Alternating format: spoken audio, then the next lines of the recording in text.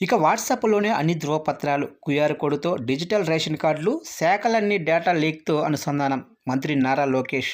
ఇక పౌరులు తమకు అవసరమైన అన్ని ధ్రువపత్రాలను సులభంగా ఆఫీసుల చుట్టూ తిరగవలసిన అవసరం లేకుండా పొందేందుకు వాట్సాప్ గవర్నెన్స్‌ను తెచ్చామని ఐటీ, ఆర్టీజీ శాఖ మంత్రి నారా లోకేష్ తెలిపారు.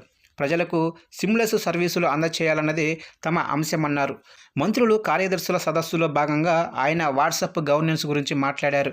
వాట్సాప్ గవర్నెన్స్ అనేది ప్రజలకు మనం కల్పిస్తున్న ఒక మంచి వేదికని, దాన్ని మరింత ప్రయోజనకరంగా ముందుకు తీసుకువెళ్లే ప్రయత్నం చేస్తున్నామని తెలిపారు. ఇక దీనికి సంబంధించి ఆయా శాఖలన్నీ కూడా తమ డేటాను ఆర్జిటిఎస్లోనే డేటాకు లీక్కు అనుసంధానం చేసి సహకారం అందించాలని కోరారు.